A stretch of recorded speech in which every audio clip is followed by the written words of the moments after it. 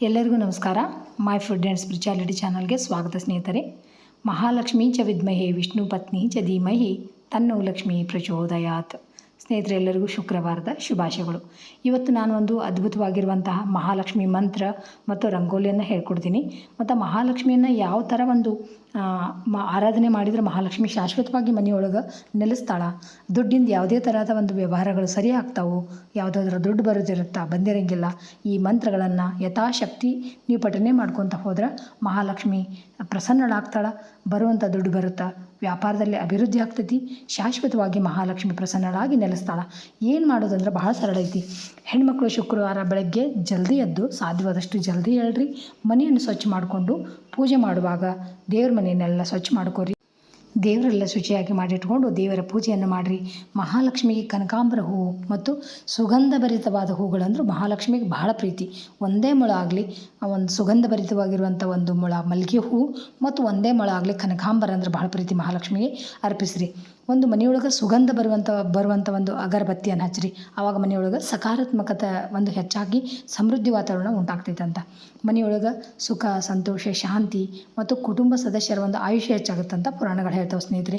ಆಮೇಲೆ ತುಳಸಿ ಕಟ್ಟೆಯನ್ನು ಸ್ವಚ್ಛಗೊಳಿಸ್ರಿ. ತುಳಸಿಯನ್ನು ಪೂಜೆ ಮಾಡಿ ಒಂದೇ ಒಂದು ಕೆಲಸ ಮಾಡಿರಿ. ಒಂದು ಅರ್ಧ ಕಪ್ ಹಾಲಿಗೆ ಒಂದು 3-4 ಚಿಟಿಗೆಯಷ್ಟು ಅರಿಶಿಣವನ್ನು ಹಾಕಿ ತುಳಸಿಗೆ ಅರ್ಪಿಸ್ರಿ. ಮಹಾಲಕ್ಷ್ಮಿ ಪ್ರಸನ್ನಳಾಗಿ ಸದಾ ಸಮೃದ್ಧಿಯನ್ನು ಕೊಟ್ಟು ಶಾಶ್ವತವಾಗಿ ನೆಲೆಸ್ತಾಳಂತ ಸ್ನೇಹಿತರೆ.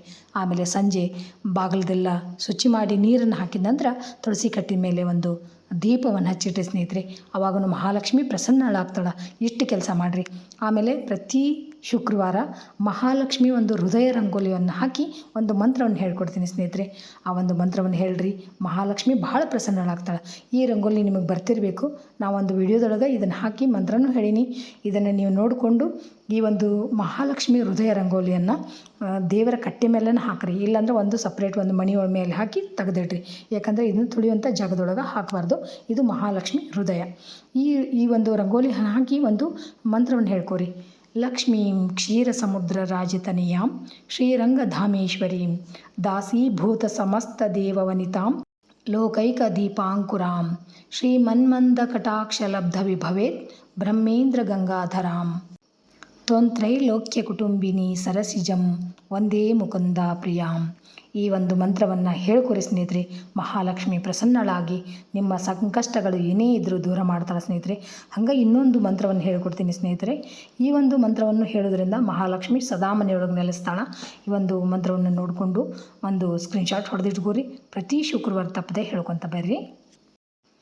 ಯಾ ರಕ್ತಾಂಬುಜವಾಸಿನಿ ವಿಲಾಸಿನಿ ಚಂಡಾಂಶು ತೇಜಸ್ವಿನಿ ಯಾ ರಕ್ತಾರುಧೀರಾಂಬರ ಹರಸಖಿ ಯಾ ಶ್ರೀ ಮನೋಲ್ಲಾಧಿನಿ ಯಾ ರತ್ನಾಕರ ಮಥನಾಥ ಪ್ರಕಟಿತ ವಿಷ್ಣು ಸ್ವಯಾ ಗೇಹಿನಿ ಸಾ ಮಾಂ ಪಾತು ಮನೋಹರಮಾ ಭಗವತಿ ಲಕ್ಷ್ಮೀಚ ಪದ್ಮಾವತಿ.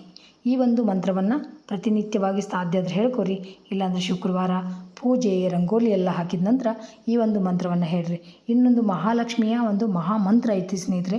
ಅದನ್ನಂತೂ 108 ಬಾರಿ ಹೇಳಿದ್ರಂತೂ ಮಹಾಲಕ್ಷ್ಮಿ ಭಾಳ ಅಂದ್ರೆ ಭಾಳ ಪ್ರಸನ್ನ ಆಗ್ತಾಳಂತ ನೋಡ್ರಿ. ಶ್ರೀ ಮಹಾಲಕ್ಷ್ಮಿ ಮಹಾಮಂತ್ರ ಓಂ ಶ್ರೀಂ ಕ್ಲೀಂ ಮಹಾಲಕ್ಷ್ಮಿ ಮಹಾಲಕ್ಷ್ಮಿ ಯದ್ದೇಹಿ ಸರ್ವ ಸೌಭಾಗ್ಯಂ ದೇಹಿ ಮೇ ಸ್ವಾಹ. ಇದನ್ನು 108 ಸಲ ಯಾರು ಹೇಳ್ತಾರ ಅವರು ಸಂಕಷ್ಟಗಳೆಲ್ಲ ದೂರ ಆಗ್ತವೆ ಸ್ನೇಹಿತರೆ.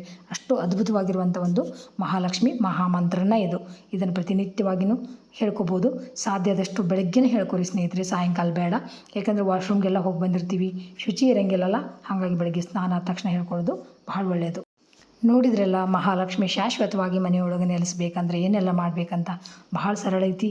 ಆಕಿ ಮಹಾಲಕ್ಷ್ಮಿನ ಎಷ್ಟು ನಾವು ಆರಾಧನೆ ಮಾಡ್ತೀವಿ ಅಷ್ಟು ನಮಗೆ ಪ್ರಸನ್ನಳಾಗ್ತಾಳೆ, ಶಾಶ್ವತವಾಗಿ ಮನೆಯೊಳಗೆ ನೆಲೆಸ್ತಾಳೆ ಸ್ನೇಹಿತರೆ. Thanks for watching. ಎಲ್ಲರಿಗೂ ನಮಸ್ಕಾರ. ಜೈ ಶ್ರೀ ಕೃಷ್ಣ. ಮತ್ತು ಇನ್ನೊಂದು ವಿಡಿಯೋದೊಳಗೆ ಸಿಗ್ತೀನಂತ. ಎಲ್ರಿಗೂ ನಮಸ್ಕಾರ.